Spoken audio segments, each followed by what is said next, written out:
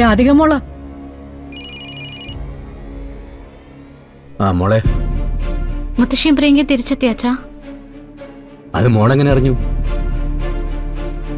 ആ അറിഞ്ഞു. തിരിച്ചു വന്നു മോളെ.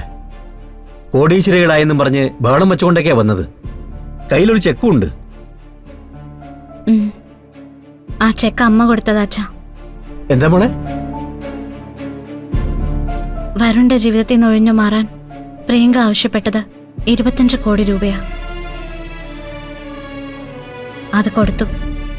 വരുണുമായിട്ടുള്ള വിവാഹബന്ധം അവൾ ഒഴിയുകയും ചെയ്തു.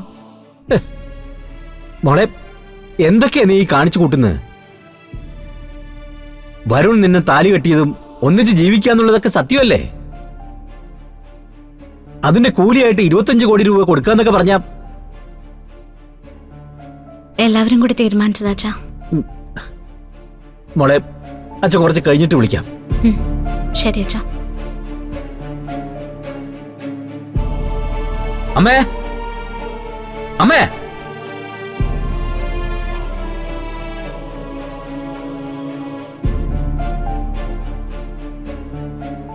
എന്താടാ?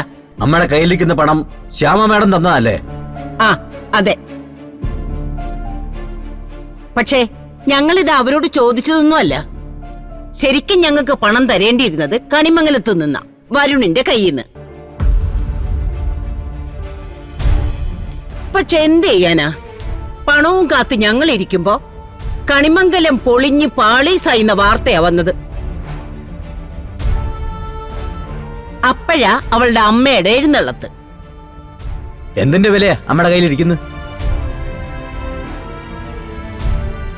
അമ്മയ്ക്ക് എന്നാ അമ്മേ ഇത്രയും പൈശാചികമായ ബുദ്ധി വന്നത്?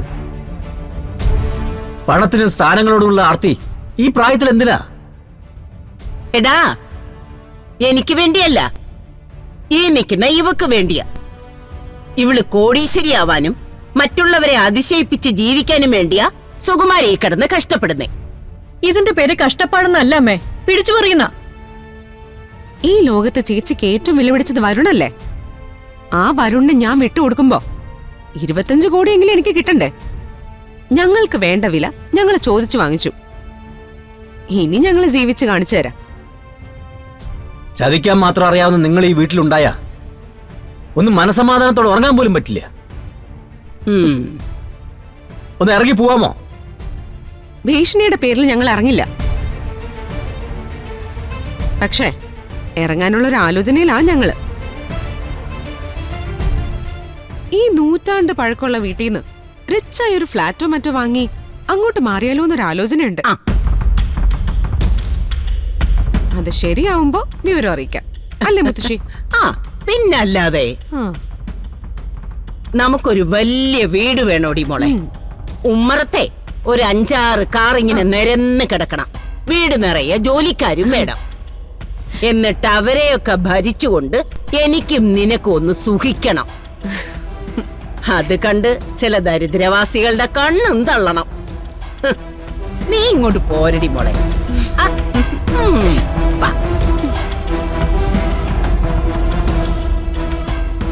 എങ്ങനെ സാധിക്കുന്നു ദേവേട്ട ഇവരെ കൊണ്ട്? നന്മ മനസ്സിൽ പൂർണ്ണമായി വറ്റിപ്പോയിരിക്കുന്നു. ഇനി അവർക്ക് അതിനെക്കുറിച്ച് കുറ്റബോധമൊന്നും ഉണ്ടാവില്ല. വലിയൊരു തിരിച്ചടി കിട്ടുന്നതുവരെ